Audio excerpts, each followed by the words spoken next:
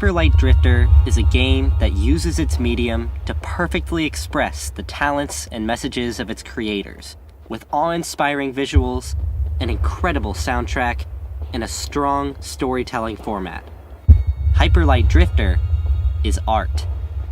And like all great art, Hyperlight Drifter conveys a beautiful message, one with a personal connection to the artist. Alex Preston is the creator and lead designer of Hyperlight Drifter, and his inspiration for the game came from his own life. Alex suffers from congenital heart disease, and the subsequent knowledge that he could die at any second. He has to deal with the fact that death is always looming over him, waiting to strike. It is this haunting experience that Alex embeds in his creation. Woven into Hyperlight Drifter is an allegory for coming to terms with a terminal condition and how people react to having to face their own mortality.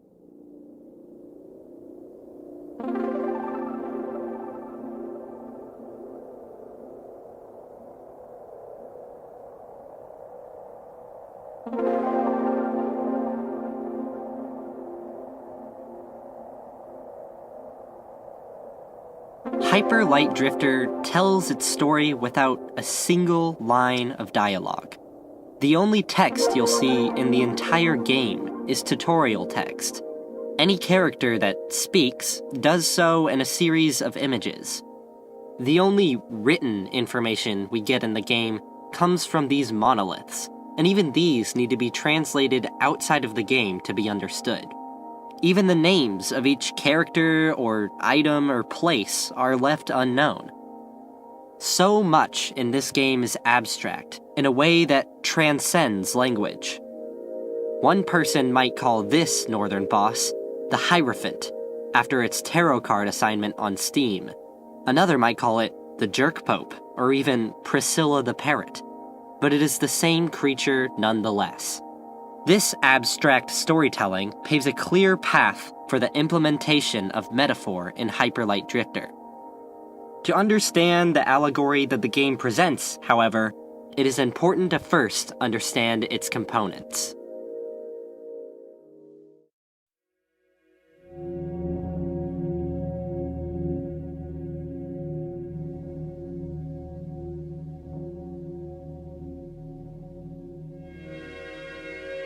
Hyperlight Drifter follows the journey of a character most commonly referred to by players as the Drifter.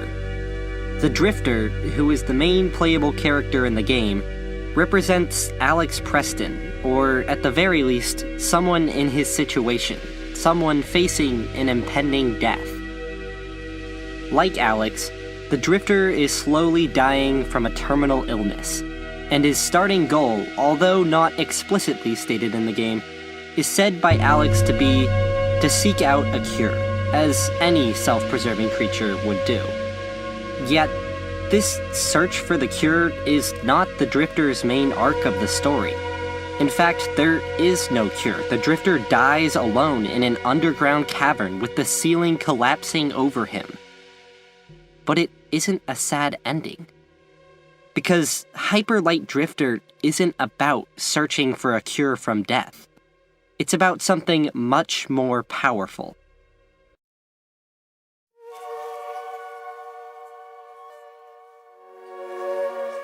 Another character critical to the allegory of Hyperlight Drifter is this jackal, who guides the Drifter throughout the game.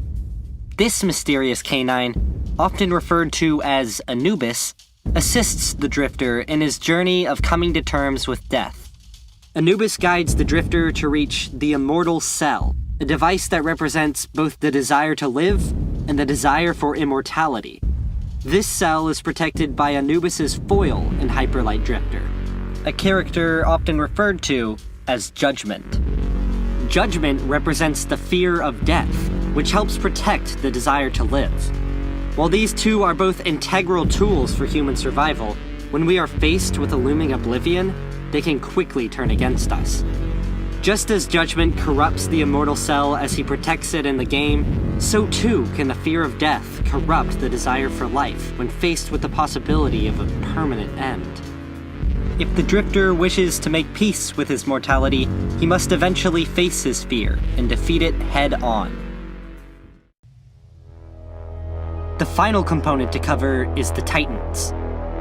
The Titans are giant, powerful, mechanical representations of the tools and causes of death. At some point, long before the events of the game, the Titans laid waste to the world of Hyperlight Drifter. Eventually, however, they were brought down. Each cardinal region had their own way of defeating the Titans that attacked them, representative of the unique desires each region holds in regard to dealing with death.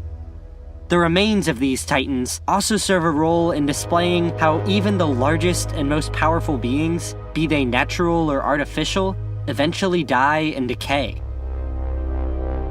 Now that we've covered some of the major components of the allegory, it is time to finally enter the world of Hyperlight Drifter.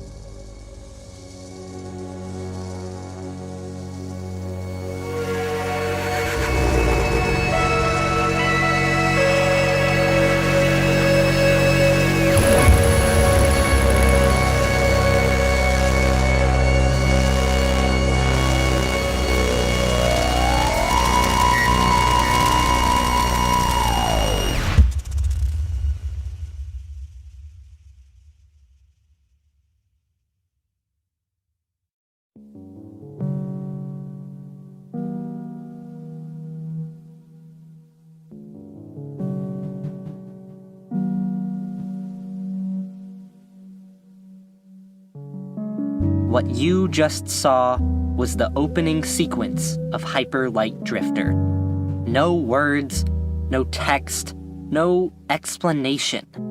Just stunning visuals and atmospheric soundtrack. This abstract presentation allows each person to come to their own conclusions about the themes and the ideas conveyed.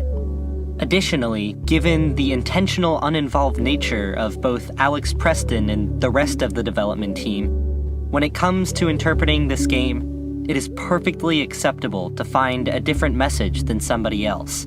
The message and metaphor covered in this essay are by no means the only possible interpretations.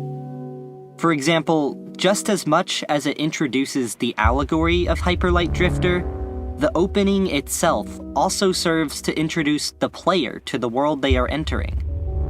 Yet despite the countless messages and meanings that can be found in this opening, Hyperlight Drifter's introduction undoubtedly lays the groundwork for its allegory of coming to terms with death.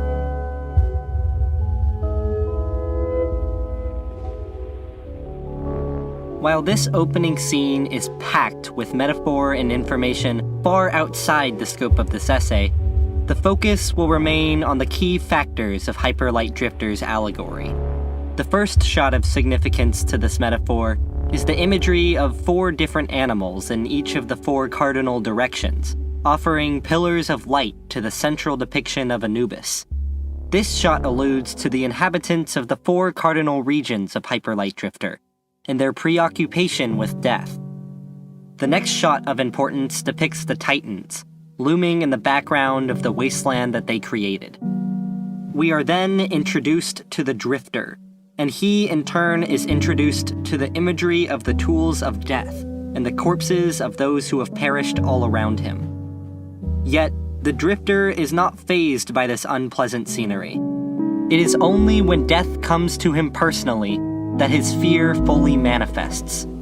This turning point represents the diagnosis of a terminal illness, or in Alex Preston's case, the point where he first truly understood the meaning of his condition. It is the point where the fear of death first begins to turn against us, when it first begins to corrupt us from the inside.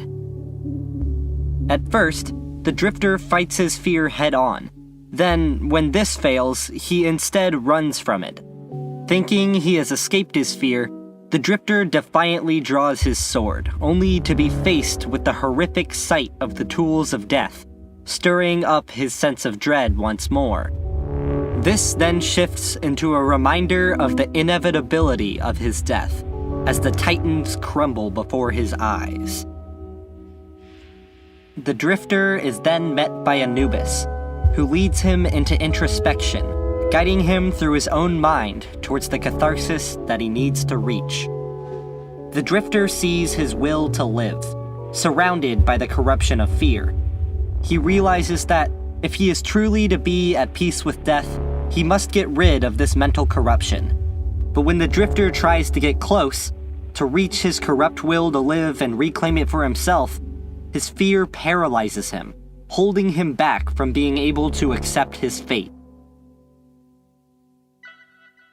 This introduction clearly establishes Judgment, the fear of death, as the antagonist of both the story and the metaphor. However, excluding a few brief moments, Judgment does not fully take center stage again until the final act of Hyperlight Drifter.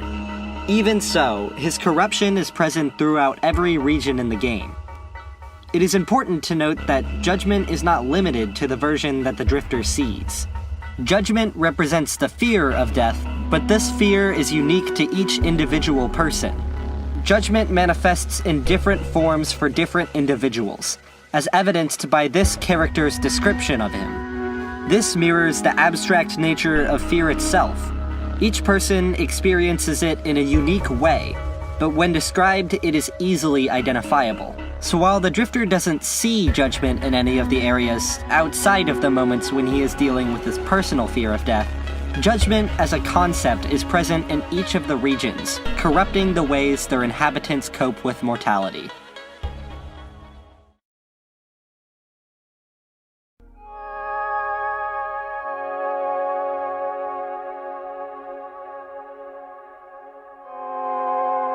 Four of the 5 regions of Hyperlight Drifter are located in each of the 4 cardinal directions, with the northern, eastern, and western regions available for exploration in any order, with the southern region saved for last.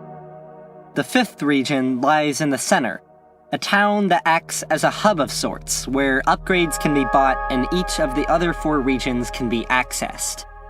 All 5 regions of Hyperlight Drifter represent methods of dealing with mortality, and the different ways that the fear of death can corrupt these methods. The Drifter, still unable to get past his own version of judgment, traverses these regions in order to find a way to cope with his condition. As he explores, however, he slowly realizes that if he is to rid himself of his burden, he must prepare himself for another confrontation with judgment.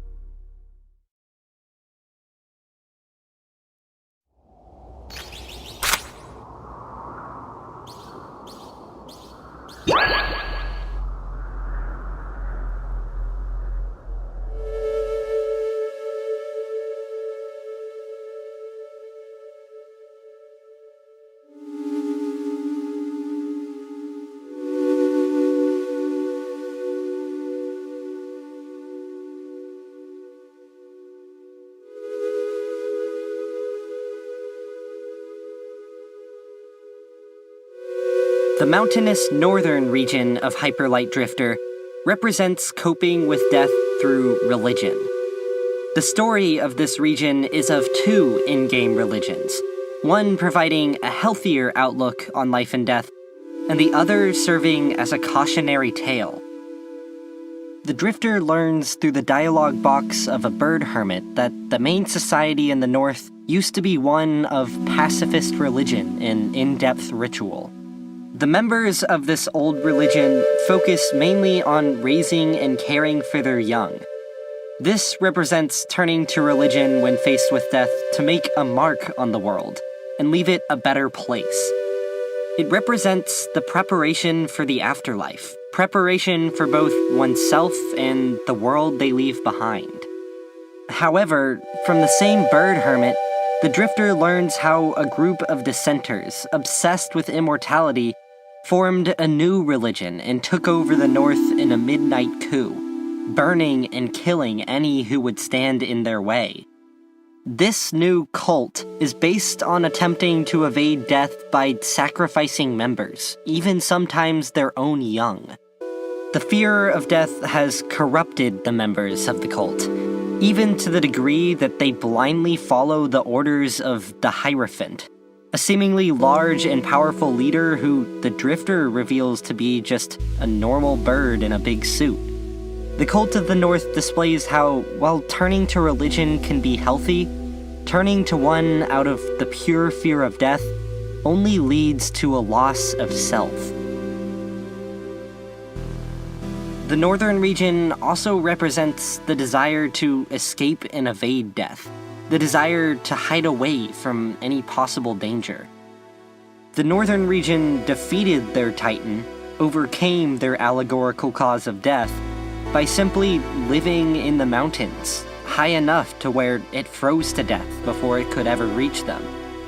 This alludes to how the fear of death can make one want to run away and hide, to push away close friends and loved ones, and to isolate oneself completely. In the most fitting way, the birds of the north represent the flight aspect of fight or flight. And while this instinct can be more than helpful in keeping humans alive in dangerous situations, it only does harm when the danger comes from something that can't be outrun, like a terminal illness. Hiding and isolating oneself only makes the remaining moments of life unbearable. Pushing friends and family away in hopes of protecting them is not the noble cause it seems, and it only cuts them off with the knowledge that they still had the opportunity to share even one last moment. No matter how many people are sacrificed by the bird cult, no matter how many people they cut out of their lives, the only reward they will get is one less companion and the weight of what they have done. Throughout the North, the Drifter is shown how the fear of death can corrupt when mortality cannot be escaped. Having made his way past the cult of the Zealous, the drifter activates a giant pillar, taking one step closer to his final goal.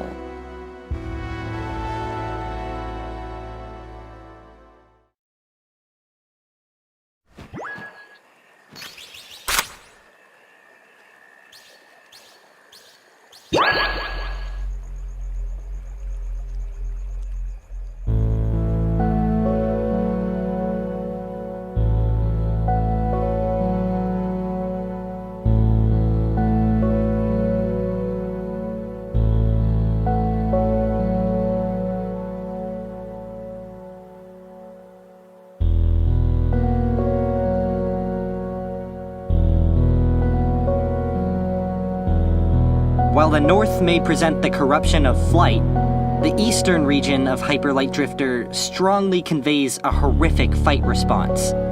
The beautiful blue waters and the peaceful yet contemplative music of this region are a devious facade for an area filled with the sickening imagery of genocide. The Drifter learns from one of the genocide escapees that the Lake of the East used to be ruled and mainly populated by otter people. Recently, however, a violent faction of toads, under the rule of a behemoth many players refer to as the Emperor, have taken to murdering and enslaving the entirety of the otter population, leaving piles of bodies and heads on pikes to warn off anyone who dares trespass on their newly acquired home. Prominent as they may be, the dangers of the fight response aren't the only message sent by the eastern region of Hyperlight Drifter. Rather, the toads of the lake represent the self-indulgent and egotistical response to a terminal condition. Similar to the calming music in the serene waters of the lake, many of the enemies seem deceptively innocent on the surface. It took longer than usual to register that these bomber toads were even enemies, because the first time one is seen, it is shown sitting peacefully, minding its own business. It comes as quite the surprise when the toad stands up and, instead of starting a nice conversation, immediately begins hurling projectiles at the drifter. Similarly, the secondary enemy type in this region consists of creatures that appear to be harmless flowers. That is, until they attack. Once their facade drops, these creatures are monstrous, hurling their plant bodies at the drifter and proving to be formidable foes.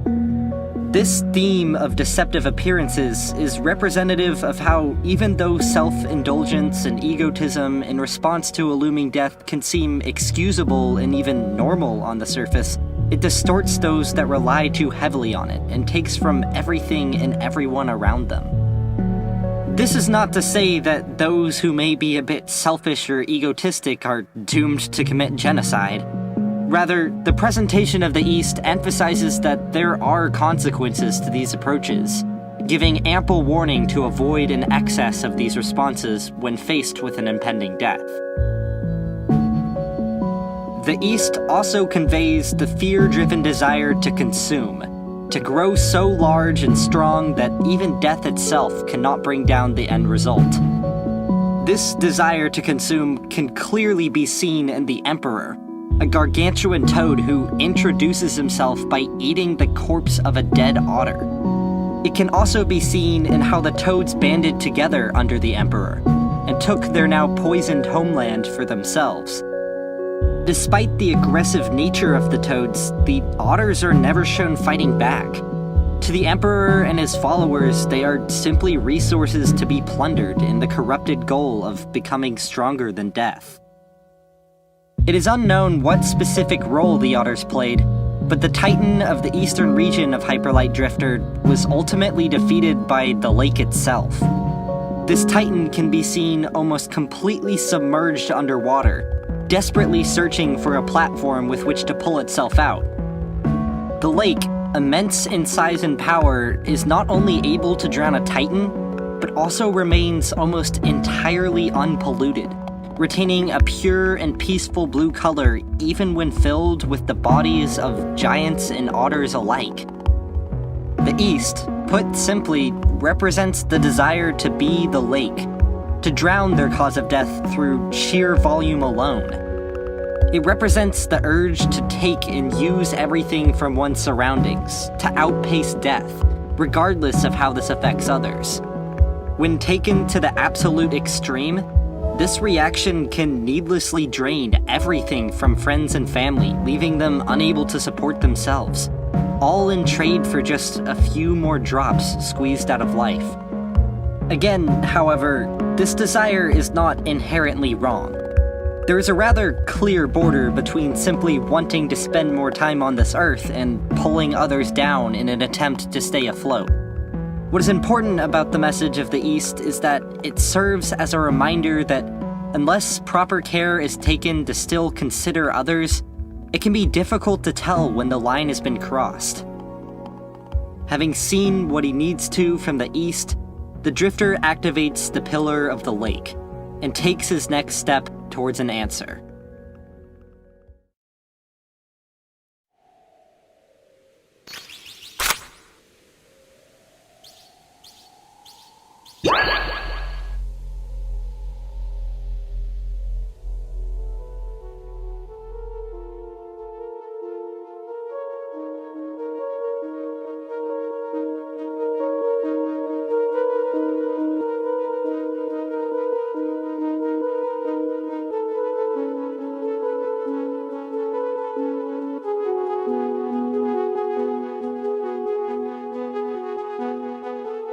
The western region of Hyperlight Drifter is unique from all other directional regions in that the main faction of enemies, the Raccoon Knights and Pistoliers, are not overtly evil. Unlike the Birds of the North, who murder the young and the weak, or the Toads of the East, who outright commit racial genocide, the Raccoons of the West are simply soldiers who can be reasonably argued to be defending their territory. Whether this defense is necessary, however, is a different question altogether. These soldiers attack the Drifter without question, aggressively defending every inch of their land. They don't stop to see if the Drifter means harm, they just reject whatever is unfamiliar to them. This represents a similar response when faced with a terminal condition, where all outside activities and new experiences are shut out in an excessive effort to preserve the body. This is not a novel response in humans, and in fact, it falls in line with some of the themes the North and the East display. While fight or flight was the original phrase coined by Walter Cannon to describe the mental response to danger, later research determined that another category was present in the mix. While the East is fight and the North is flight, the West represents the freeze reaction, where no action is taken at all out of the fear of making the danger worse. Though this response tends to occur when both fight and flight have been ruled out as options, it can be just as useful in keeping humans alive in the face of danger. However, as with every other region, this response has its consequences when corrupted and taken to the extreme. A common name for the western region of Hyperlight Drifter is the Crystal Forest, a moniker that comes from the crystals that jut out from the ground throughout the entire region. The Drifter learns from the Raccoon Hermit, one of the few who eventually broke free of their crystals, that these structures are a byproduct of the West's battle against their Titan.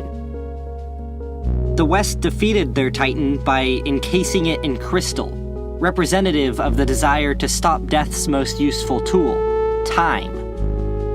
The West represents the desire to preserve and maintain the current state, in hopes of preventing the body from deteriorating further. But doing so also prevents any good change from happening, and suspends life at its current state, unable to be experienced, even if death is avoided. The technology that the raccoons created does defeat the Titan, but it also freezes many of them in crystals, trapping them. Even those that do escape the crystals are still trapped, viciously defending the territory from a threat that isn't there, unable to appreciate the life that they preserve. The boss of this area is referred to as either the Hanged Man, after his tarot card, or the Last General, after his soundtrack moniker. This general is aggressive, defending his land with leaping melee attacks and leaving no room for error. However, death eventually claims him, and he dies encased in crystal. Yet, even this is unable to preserve his body, as it breaks in half, falling to the ground in defeat. Freezing is not guaranteed to preserve the body in life, and this scene displays that sometimes it cannot even do so in death. Bodies naturally decay, life eventually ends. When faced with death and the long panic that precedes it, it is better to thaw out of the freeze response and enjoy life while it still remains.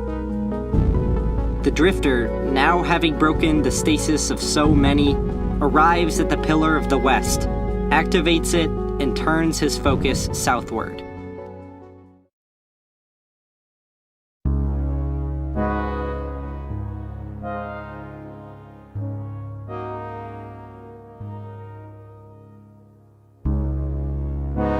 Throughout the first 3 cardinal regions, the drifter does not face his journey completely alone, and certainly not without help.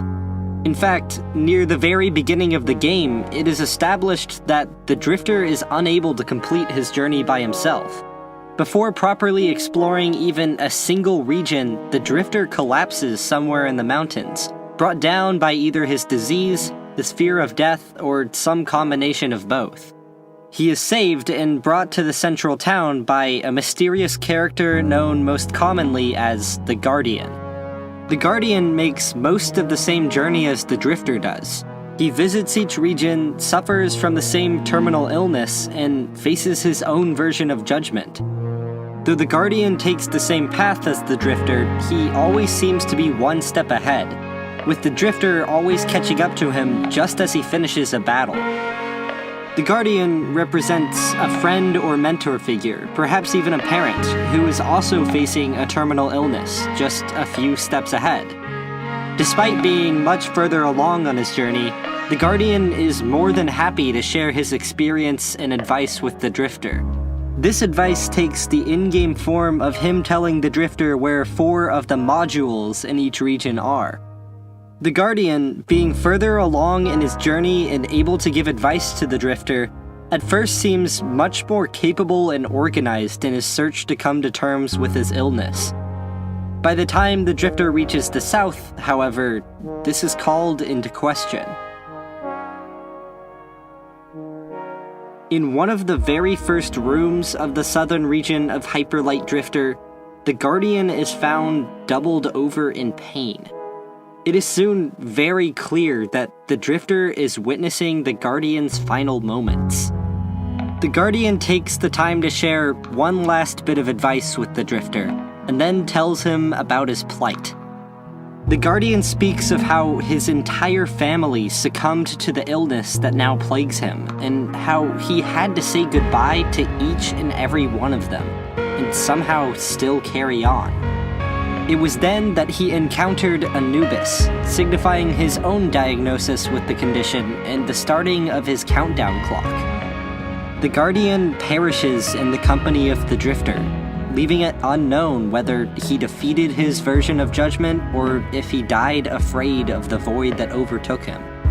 Although he is not able to personally accompany the drifter in facing judgment, the Guardian clearly poses an important role in the drifter's journey.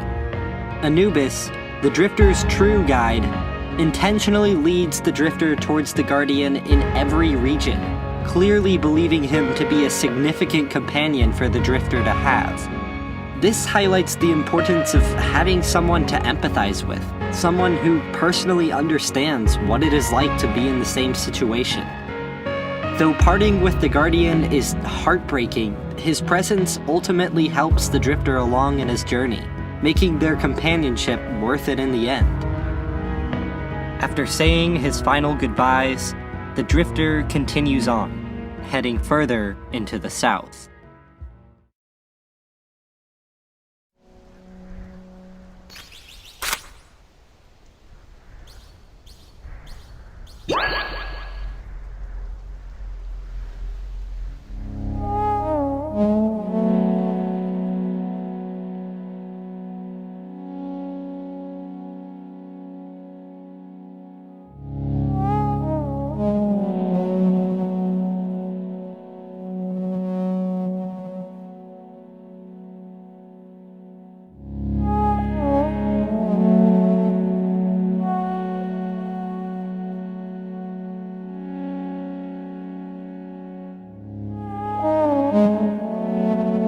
the southern region of Hyperlight Drifter doesn't have a fallen titan. In fact, on the surface, the south doesn't seem to have much of anything at all. A few scorpions here, a scanner there, but nothing that poses a threat, and certainly nothing that attacks the Drifter. The lizard people the Drifter talks to on the surface speak of foreboding threats and dangerous technology, but up top, there is nothing to be found. Instead, all the action of the South Zone takes place underground, underneath the barren hills. When the Drifter first descends into the depths of the southern region, he is immersed within a giant city of laboratories. These labs are populated with artificially grown creatures and sentry robots, along with 4 technological terrors, sentient machines that serve as the 4 bosses of the South. But nothing compares to the most harrowing discovery that the Drifter makes in these cavernous labs. The Society of the South never fought a Titan because they were the ones who created them in the first place. The desire represented by the abandoned Titan of the South is not one of conquering mortality, but rather a desire to control it, to become the master of both life and death. Just as the real world has advanced modern medicine and developed powerful nuclear weapons, so too has the world of Hyperlight Drifter striven to create the tools of life and death. The southern population all but succeeded in creating these tools, as evidenced by the immensely powerful Titans, or even, as the presence of certain lab tanks suggest, the Drifter himself. A crystallized scene by the fallen Titan of the West further indicates that the Drifter and his kind were tools of death, as they fought alongside the now fallen Titan. This scene recontextualizes the Drifter as more than just a creature fearing death and fighting for a cure. Indeed, despite himself suffering from a terminal illness, the Drifter is a pervasive cause of death for the occupants of the regions he visits. The Drifter is a harsh reminder for each region that death cannot be escaped. No matter how zealous or secluded the cult of the North is, the Drifter still strikes down the Hierophant and many of his followers. No matter how violent or powerful the Toads of the East become, the Drifter still usurps their throne. No matter how rigid or guarded the West is, the Drifter still slices his way through the Crystal Forest and eventually through their last general.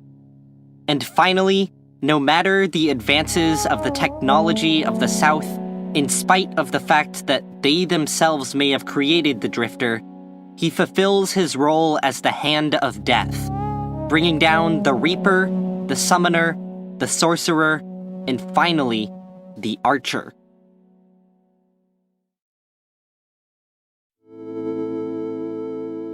Like the southern region itself, the use of advanced technology to master life and death does not seem sinister on the surface. Modern medicine has increased both the life and health span of the average person over the past few centuries. Terrifying as they may be, the development of nuclear weapons has ensured a stalemate of mutually assured destruction, allowing for times of technically greater peace, although it is far from complete. Yet, no matter the advances of technology, neither life nor death can ever be fully tamed. Like the Titans, nuclear weapons destroy indiscriminately, leaving only wastelands behind them. Even some of the more precise tools, like antibiotics, can accidentally create superbugs resistant to all known medication. Genetic modification has to be done carefully and in moderation, and even when it only provides benefits, humans have a tendency to reject it out of the fear of the unknown. Mirroring the messages of the North, East, and West, the lesson of the South is not to outright refuse the use of technology or the desire to overcome a terminal condition. Rather, the South, along with the rest of Hyperlight Drifter, teaches moderation and conveys the consequences of excess. with lessons about zeal and isolation from the north, power and self-indulgence from the east, preservation and rigidity from the west, and finally technology and hubris from the south, the drifter activates the pillar of the barren hills and heads back to town to face the abyss underneath.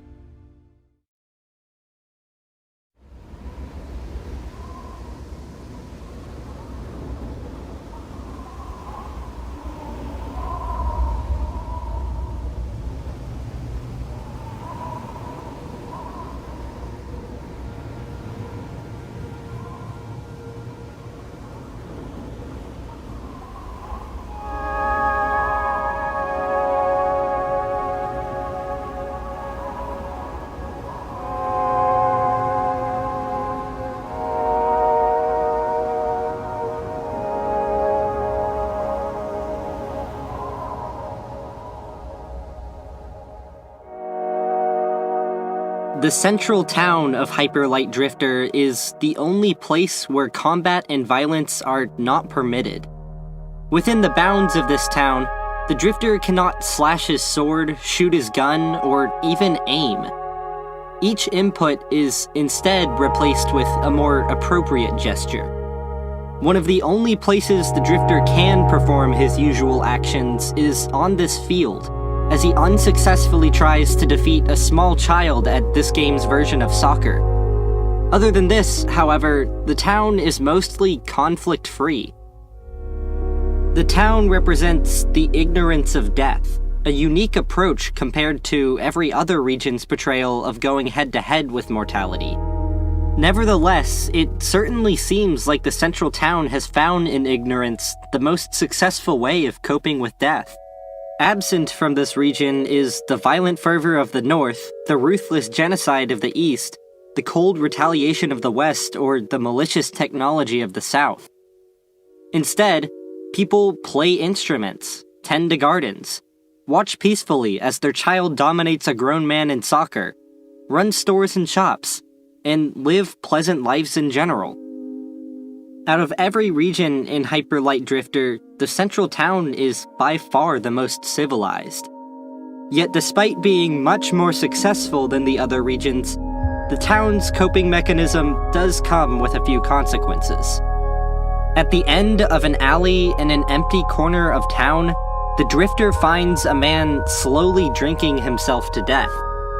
Though the man seems at first to be just a plain drunkard, when he speaks to the Drifter, a different story is unveiled. His tale represents the tragically common response from death-ignorant communities toward those who are faced with mortality. This character comes to town bringing literal baggage with him, and the members of the peaceful city do not treat him kindly for it. The consequence of ignoring death is that while society as a whole is able to live unburdened by the worries of mortality, those who face a nearing death must face it alone. To clarify, this isn't implying that the common person goes around beating up people with stage 4 cancer. Rather, it is simply an expression of how the ignorance of death in a community makes it difficult for people to be as understanding or supportive with those who suffer from terminal conditions. There are also unseen consequences for the town itself. It is no coincidence that both judgment and the immortal cell lie buried underneath the town, locked behind a 4-key door that cannot be opened without seeing both death and the struggles to cope with it firsthand. The people of the central town have become civilized by burying their fear of death and burying their reliance on survival instinct with it. Yet, none of them have faced it. Their fear of death, their will to live, both lie somewhere deep down, waiting for the moment when danger presents itself so that they can burst out in a primal attempt to protect the body. And there is nothing innately wrong with this. It is this fear-driven adrenaline that helps people fend off attackers or escape from burning buildings. And it is the desire to live that keeps everyone going in the first place. But death cannot be avoided forever. So when a terminal condition, or even simply old age, puts death much closer than it has ever been before, fear and desire cannot prevent the inevitable. These basic mechanisms for survival end up working to prevent us from enjoying our last moments. That is, unless we face them head on. The drifter has seen everything he needs to, has raised the 4 pillars to unlock the 4-key door within his mind. He has nothing left to do but descend into the abyss and face his fear of death.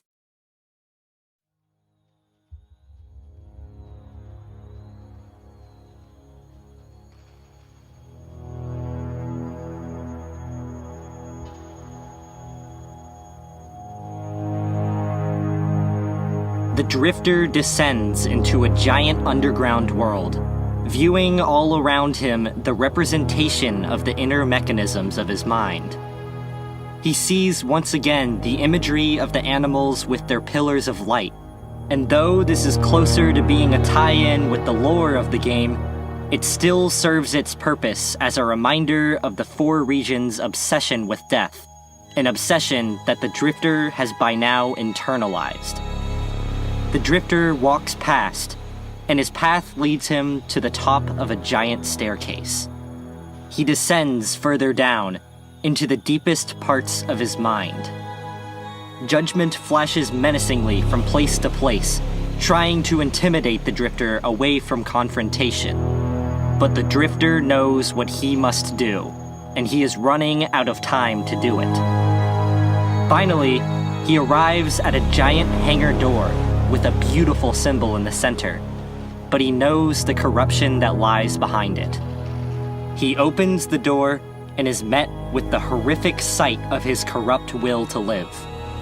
Judgment bursts into the room, and the drifter's confrontation with his fear of death begins.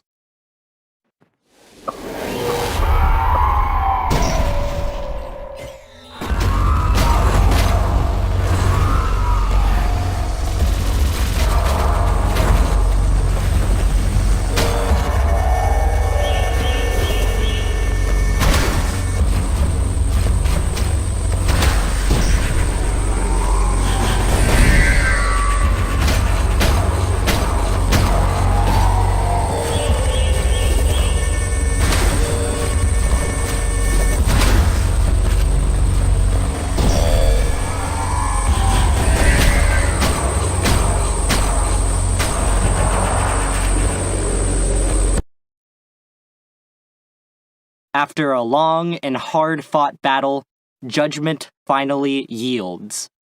The drifter moves to finish off his fear of death, but when he drops to land his final blow, he sinks his sword into the immortal cell itself, destroying his corrupt will to live and desire for immortality, and his fear of death along with it. The drifter falls to the floor, and the cavern begins to collapse around him.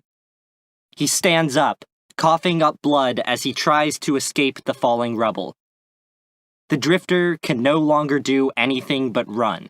Any other input results in making his condition worse, sending him into a coughing fit.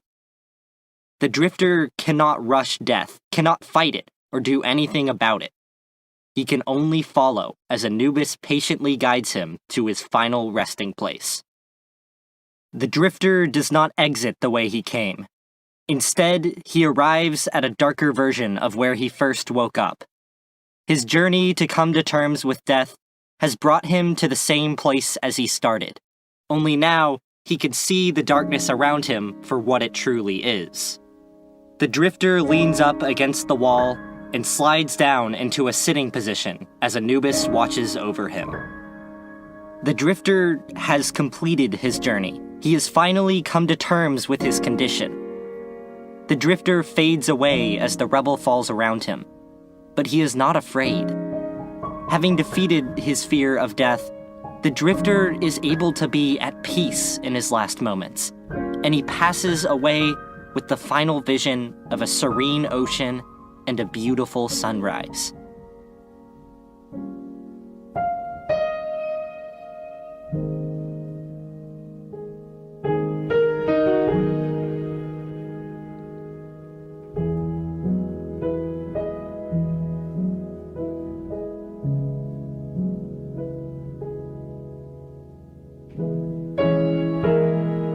To many, this ending is less than satisfactory. Why would the drifter travel so far and wide just to die right after the climax? Was it all for nothing? Of course, Hyperlight Drifter isn't about searching for a cure from death. The drifter was never meant to live forever. Hyperlight Drifter is an allegory, and within this metaphor, the drifter completes his journey, and his internal conflict is resolved, even as he fades away. Even so, there is no way to be sure that this is the true meaning of the game. Hyperlight Drifter is abstract, and can have a different message for all who play it. As inappropriate as it feels to invoke the theory of the death of the author, death is inevitable, and pieces as abstract as this game should be free to thrive within their nature, rather than be trapped by their ephemeral creators. Alex Preston knows it. It is why he is so insistent on remaining uninvolved from the community's interpretation of his work. No matter how the game is interpreted, however, one thing is for certain. Hyperlight Drifter is art. And through its awe-inspiring visuals, incredible soundtrack, and powerful metaphor, Hyperlight Drifter is beautiful.